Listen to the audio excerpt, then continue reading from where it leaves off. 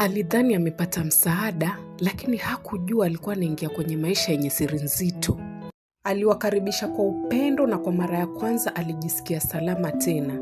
Aliwaalika kwenye chakula cha jioni usiku huo. Mwanamke huyu alikuwa na maswali mengi sana akijiuliza kwenye moyo wake. Yule mwanamume alikuwa akimtazama kwa makini mwanamke huyu hadi mwanamke akaingiwa na wasiwasi. Usiku angemfuata yule mwanamke chumbani, lakini yule mwanamke alimuonyesha kuwa amechoka. Lakini mwanamke yule alimwambia, "Hapana, mimi sina hisia zozote na wewe tafadhali."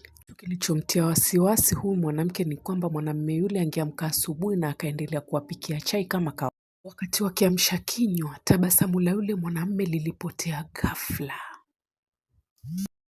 Na huo ndio ulikuwa mwanzo wa kila kitu kubadilika.